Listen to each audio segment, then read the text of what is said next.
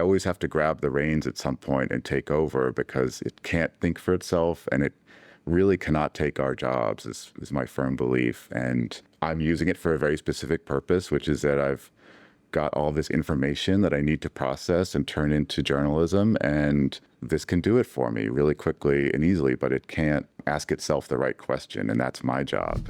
This is Fixable, a show where we take the problems at work that feel unfixable and prove that they're not. I'm Ann Morris. And I'm Frances Fry. Today on the show, we're excited to dive into a real-life AI use case that's causing a stir in and beyond the world of journalism. Our guest today is Nick Lichtenberg. He's a veteran business journalist who made headlines of his own earlier this year with a much talked about Wall Street Journal profile. Nick is an editor at Fortune, where he's published over 600 articles so far this year, with a big lift from AI. He uses the technology to research, edit, and write many of his stories. AI-assisted articles are a big part of Fortune's editorial strategy. At one point, they accounted for about 20% of the site's web traffic, and many of those were Nick's stories. And as you can probably guess, people in and out of media have had a very strong reaction to Fortune and Nick's approach, which is why we wanted to bring him on the show. Our curiosity was piqued. We're still hearing more from leaders about AI's potential than its real-life transformative impact. But Nick is the real deal in the sense that he's actually doing the thing that everyone says AI can do. He's insanely productive. He's publishing 7 articles a day, but he isn't letting AI drive the proverbial car. He said that AI is like a sports car you can crash if you're not careful. You gotta be a Formula One driver. So we're gonna get an AI precision driving course from Nick today and hear how he handles this very powerful car, including what guardrails he's put in place to avoid an all-out collision. I have so many questions, including what are his hopes and dreams for the field that he's in. But mostly, I want to know how he did it. Because I am more productive with AI, a little bit more. What it has given me is I can do a set of things I used to not be able to do before. So it's allowed me, it's not really productivity, it's like going into the unknown. I don't even know what it means to be this much more productive. It's really quite astonishing. And so I have so many questions. Yeah, and I want to get into all of that. I feel like you're an early adopter like Nick, maybe not all the way to Nick, but you're directionally a lot closer than I am. I'm trailing behind both of you, probably with a little bit of skepticism and probably with some fear of losing something precious in this revolution, in myself and in the world. I'm hoping today to be outnumbered in the best sense. I want to feel some of your excitement and infectious wonder about this technology. You know, one of my greatest fears about AI is we lose our distinctiveness, that it all becomes average. Like this is like the great converge to the mean. That's my fear. But if it helps us become even more outliers than we were before, fabulous. So that's where I want to go with it. All right, my metric is let's tip the excitement a little higher than the fear today. And then I think that's a success. Awesome. All right, let's bring Nick in. Nick Lichtenberg, welcome to Fixable. Thank you so much. Good to be here. I want to start in a very practical place. I promise the questions will get more interesting, but I think this context will be helpful for people to just absorb your story. So from your perspective, what problems are you solving with AI for yourself and also for your industry? That's a great question, and it's a simple but complex one. My whole career in journalism, it started around 2005 and 2006, a little bit before the Great Recession. That was after the first real crisis in the business model of journalism with Craigslist. It's well known to me, but not maybe to many people, that most newspapers relied on classified ads for a huge part of their revenue, and that Craigslist almost immediately wiped that out for everyone. And now the internet age is giving way to the AI age, and we're still wrestling with the internet problem. Yeah. And AI is giving us a whole new business model problem to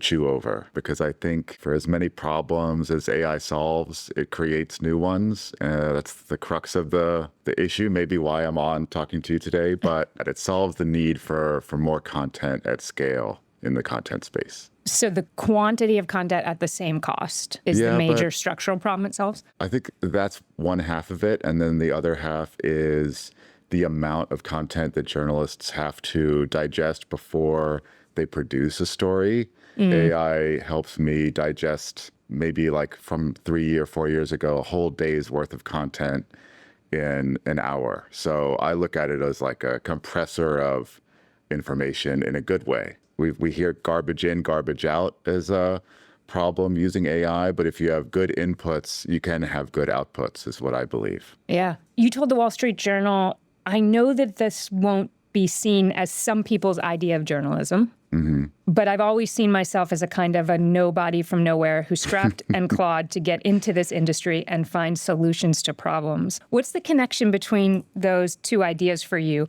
AI isn't real journalism, and you're an outsider who had to fight his way into this arena. That's a great thing to zero in on. My parents didn't love it when they saw that quote in print. They said, "You're somebody from somewhere." And I said, "Yeah, well." But I think what I was trying to conjure with that is that there are many different types of journalism, and some of them have been using AI for a long time. They have really deep histories, and that's sort of how I came in and kind of through the side door, so to speak. I worked for several trade publications, several really business-focused publications. I was at Bloomberg. I met a Bloomberg editor actually at a media happy hour shortly after the journal piece came out. And when I was at Bloomberg, they had something called Bloomberg Automation, and they had a team of machine learning experts, and it was super helpful, very disruptive for earnings reports. And before Bloomberg Automation, it was someone's job to read the earnings report as soon as it dropped and race to find the right number and then immediately flash that headline to the terminal. And by the time I got there, this is about 5 years in, this was 2018 or so, Bloomberg Automation was finding that number itself in a millisecond and publishing. And your job as the human was to back read Bloomberg Automation and make sure the number was right. And sometimes it was off by a penny, and that mattered a lot to the stock market. We didn't know each other beforehand, and his eyes kind of widened when he recognized me from the journal article, and he said, "Oh my God, how are you doing?" And then we talked about that for how I was doing with this weird thing that happened to me, becoming a main character on the internet, so to speak. And then he said, I work at Bloomberg now. You used to work at Bloomberg. Like, what we do is not really writing. It's using tools to get information out for a financial services focused audience. And that's been the case for a long time. And so the work that I do for Fortune and then getting profiled and revealing this to the world, it was like a collision of those two worlds to me. And Fortune has one foot in both worlds. And I don't think I fully appreciated that before it all kind of kicked off for me. Well, let me ask you the same question. How are you doing as like the poster child for this revolution and for everybody's big feelings about this technology? Yeah, I was really puzzled at first when I became a poster child. I actually just got a request in my LinkedIn from a journalism professor to talk to one of his classes, and he called me a pincushion for the industry. And it hurts my feelings sometimes, but I also am more interested in what's happening. I write about other people for a living, and now people are writing about me a little bit, and you worry about what they're going to conclude about you. And it's a lesson in being the subject of journalism as well as a proprietor of it. So it's fun but stressful. Nick, the hardest thing I have found to deal with if you're profiled in some way, it's not even the scrutiny, it's the sympathy. That is the emotion that my wife cannot tolerate. I just found it close to unbearable. I'm fine with it. Bring on the compassion. You said at one point, sometimes I think if it wasn't called AI, if it was called mass information processing computer plug-in, then people would feel differently. I 100% agree with that. Like, I do think that there's something about the phrase artificial intelligence that is making this more provocative and harder to adapt to than it needs to be. Yeah. Will you say more about that? One cool thing that's happened as a result of this profile of me is that more people know about me and are asking me to come and talk about my experience. And there is a lot of fear and really good discussion and some pointed questions. But when I say like this stuff is not intelligent, it's just a computer tool, and I always have to grab the reins at some point and take over because it can't think for itself and it really cannot take our jobs is my firm belief. And I'm using it for a very specific purpose, which is that I've got all this information that I need to process and turn into journalism, and this can do it for me really quickly and easily, but it can't ask itself the right question, and that's my job. And so it's kind of amazing when you use it the right way, and then it's super frustrating and even bizarre when you use it the wrong way. And I've been saying that machine learning literacy might replace media literacy as the big challenge going forward, because we're going to need to understand that AI tools really can only digest the information we feed them. And if you have a 10,000 word manuscript, that becomes the Bible to the AI machine that you're working with. And if that manuscript is flawed in its own design, you'll get a flawed response. I do think that's one of the things that's really helpful about, even for people not in journalism or media, the use case of Nick Lichtenberg using these tools and kind of transforming his own experience of his work. This conversation comes down to the very practical. And it's not as if, to your job's point, you were deciding between, do I hire 3 people to help me write 7 stories a day? Yeah. Or do I work harder to try to create something? Like, this was the only thing. There wasn't a human substitute to what you're doing with these tools. Yeah, I would say so. And the workload doesn't actually feel different to me. I've had very stressful business journalism jobs my whole career. Like when I was at Bloomberg on the breaking news desk, that's like a fire hose of information, and they measured our work in how many seconds faster we were than our competition at Reuters. But my then gosh. also the number of screens we could fill up with headlines on a busy earnings day. And I would sometimes have 12 screens full of content, which was, I think, 120 unique headlines that were being sent in real time to the stock market. So this work is maybe slower This is Nick than that being work. Nick. Yeah, I think this is me being me. Yeah. And I think by necessity, I had to develop the skill of absorbing information, and AI is just another tool to do that. But you have to use it right. And I wouldn't still be here talking to you guys if I hadn't figured out a way to build stories with this tool that people actually want to read. Like, it's not AI slop to me because it is actually landing with people and they find it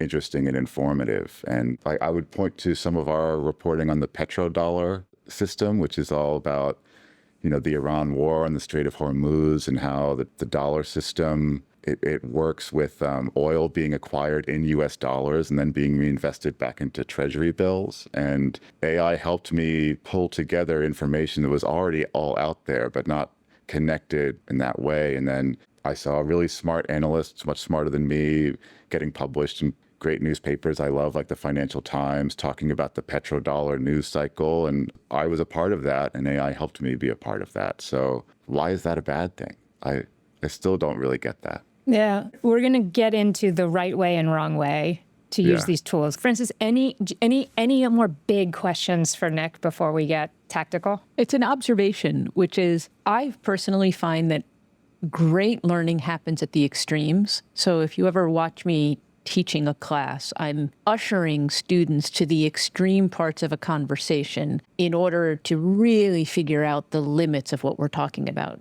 I think one of the reasons, Nick, that your lightning rod, I think is the word that was used earlier, is because you are learning at the extreme. Let's be honest, 600 articles this year, 7 articles in a day. Those numbers, there's number 2 in productivity is nowhere near. And so that to me might be one part of why people are so fascinated. So learning at the extremes I love. But if I look at what you're doing, AI is making you broader. Like, it's making you broader, and in some ways I could imagine calmer. And not the stress part of it, but the calmer in the sense that, like, when you probably now think you know about the petrodollar system in a way that you might not have if you were just going to the library and checking out books, because how do you know you have all of them?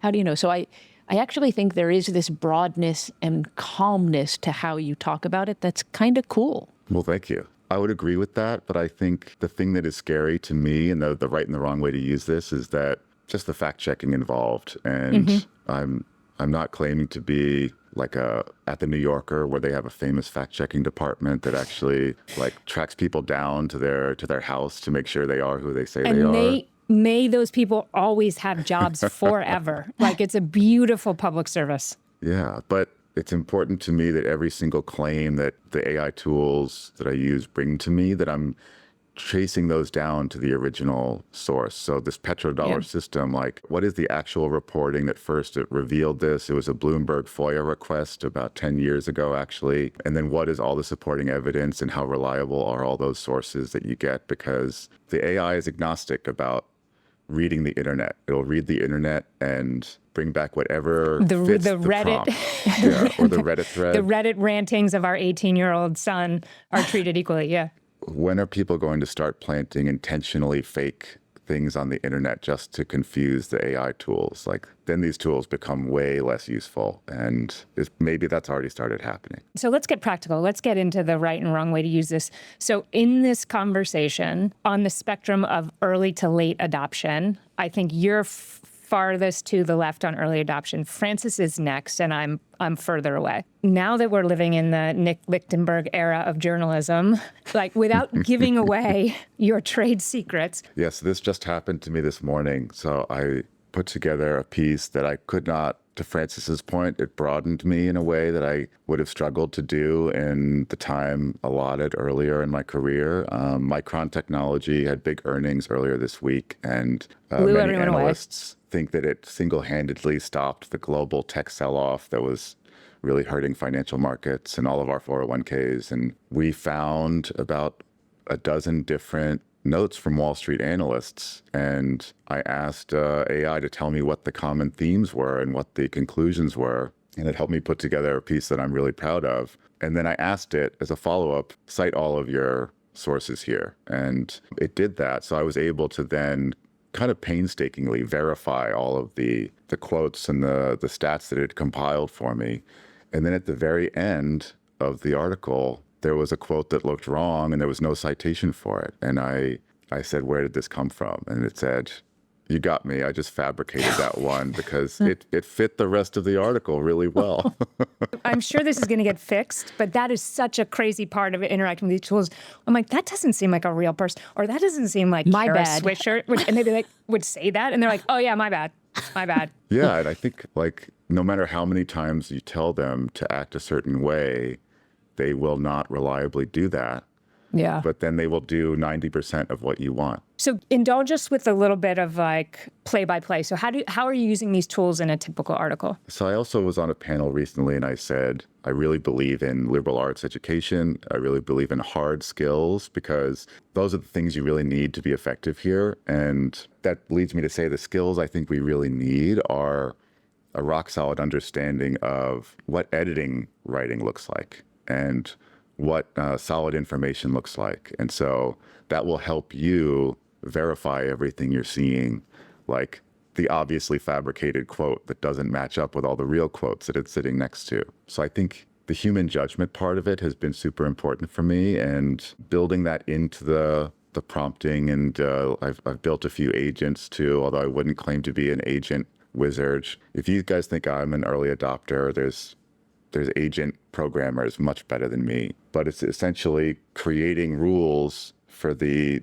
output that you want and then constantly pressure testing those, checking your work and saying, like, do we make sure that we got all of this buttoned up? Is every fact in here cited to something real that we can verify? Like, what's our source of truth? So having your own And that's sense, literally a question you would use as a prompt. Like, please make sure that every fact you're cited in this article has a verifiable source.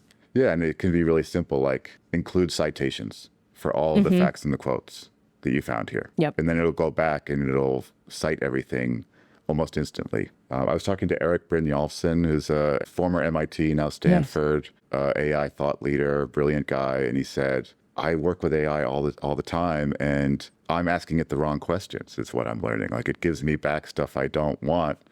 And then 3 seconds later, it gives me exactly what I want. And it's because I didn't ask it the right question. And I was confusing the AI with the way I was presenting information to it. And I talked to him about this, and another CEO source of ours named Maria, and we all talked about how we find ourselves having conversations with AI while our spouse is confused in the other room. Like, what are you doing talking to a robot here? And it's because, I mean, from my perspective, if you layer in the right source of truth to begin with, and then you add more context, you almost train the machine in terms of the right information, the path of information that you're looking for. And I think you can get to a good result and a good end place, but you have to be very intentional about the way everything is structured.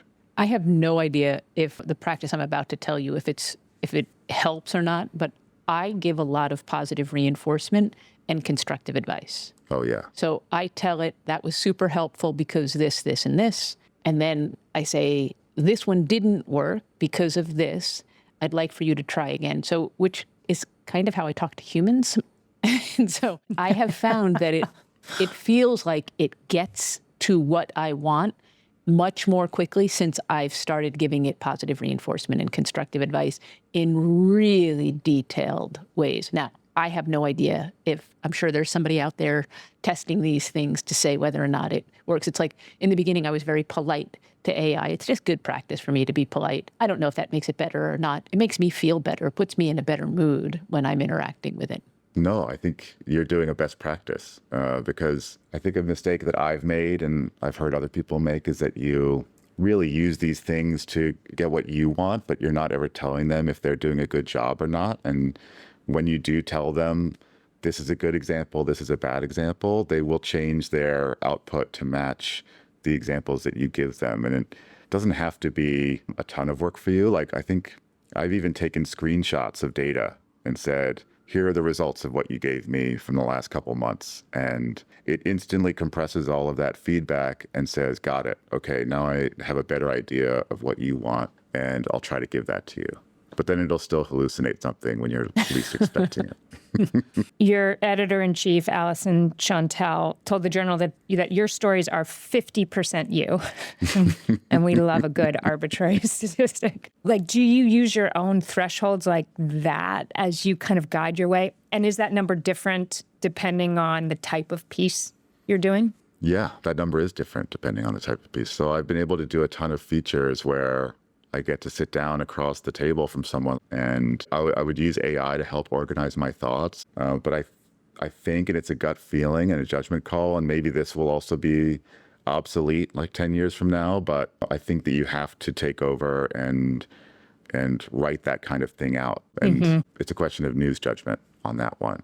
I think like a fun and stressful bit of this whole experience is that I do take pride in my writing, and writing means a lot to me. And I might be known forever as the guy who helped destroy writing at a pivotal moment in the news industry. And that's just beyond my control is what I would say. But it matters a lot to me that I write stuff that I'm proud of. And even the quick stuff where I am using AI to crunch a lot of notes and documents together, the 50% me that I think Alison was talking about, and I would defer, I'm not going to speak for her. 50% me is that the angle that you dive into the story, the personality that even a dry news report can have, the sort of editorial spin that we put on the story, that's the 50% that comes from me. And I think that's why these stories have been read by millions of people at this point. Yeah. There's a lot of hand-wringing right now about how easy it is, allegedly. I think there's maybe some premise issues with what I'm about to say. How easy it is to allow AI to do our thinking for us. Yeah. Like, what will happen to the children? Sometimes literally, right? In like this new world where they don't have to think ever. Is this something you worry about? What do you think are the downsides to this new way of working? I don't actually worry about that. I think this reminds me of growing up in the 80s and a lot of the talk about cable TV and explicit lyrics in like hip hop music and heavy metal music and video games in the 90s. I think that there's always been a panic over like brain rot. I know brain rot is a more recent term, but I've been hearing about brain rot my whole life in different ways. And maybe we are like 40, 50 years into the brain rot era of modern culture, but I don't think so. I just think it's new and different. And I personally think from my experience that I've been working harder and using more of my brain been a lot of my career, where this is a big challenge and you have to push yourself and push your AI tools to like really do something that's good and that's not AI slop. And I think people settle for kind of the first output they get from AI, and that's not what I do. I was talking to another professor about this, and he said his students, he's concerned about them using AI to write their essays because they don't know yet what they want to say.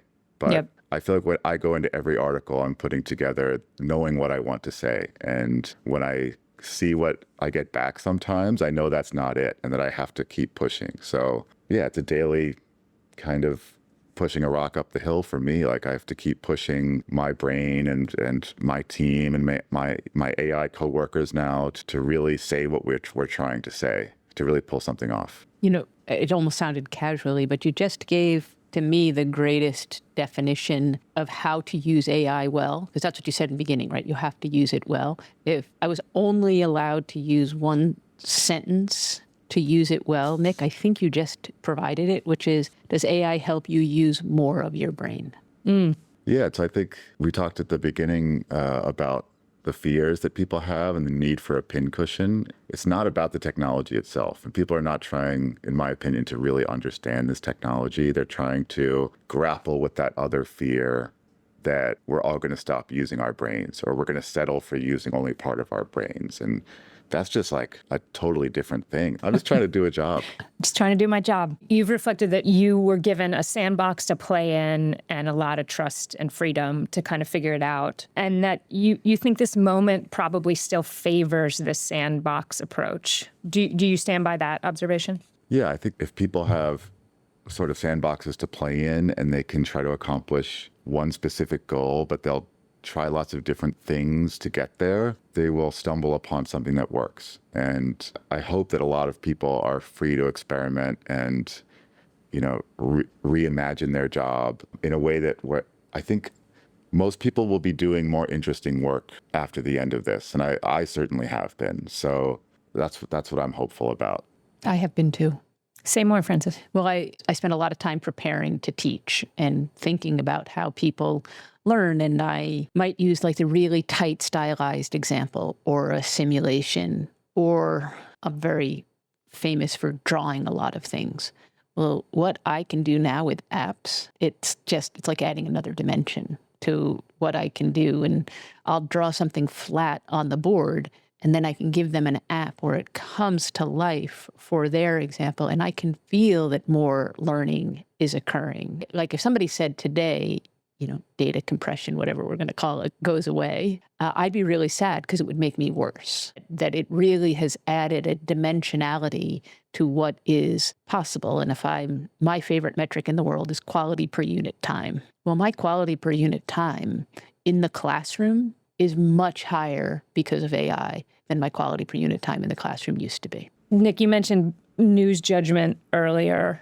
I'm curious what your advice is for people who are coming into the workforce right now, figuring out how to use these tools without that news judgment. Like it seems like that's a big variable in how you're able to really like drive the Ferrari here. I wish I could remember where I read this when I was figuring out the declining industry I was getting into. But there was advice not to read one newspaper, but to read 4 newspapers and then compare how they chose to assemble the facts. Like what did this one leave in and what did this one leave out and why did they do that? So you read 4 or 5 of them at the same time and you have your own opinion on what really happened in the world. And I think that's foreign to most people. I think most people read one story on one subject and they think they're done and they read the news and they're moving on. So I think media literacy is really investing in your own judgment, what you think of the news based on what you're consuming. You wrote at one point that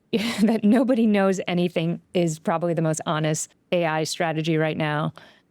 Do you have any predictions for where this goes? I'm pretty bearish on a lot of this, my own case notwithstanding. I don't think we'll see mass disruption of jobs. I don't even think we'll see mass disruption of industries. I think we'll see a very slow trickle of little bits of progress. And electricity is the metaphor that a lot of people are turning to. And it took 20 years for electricity to really be integrated. And I think AI will be like that, where some people think it's happening super fast, but we've seen with the corporate adoption struggles that it's just not that simple to rewire everything just like that, even though the tool is here and we can do it really quickly. So that's my prediction. I have an entirely different prediction because I get to watch the Nick Lichtenbergs of the world. And I think a lot of people are going to learn by extremes. And I think a lot of people are going to learn how to use AI by looking at your example. And I think it's going to go much faster.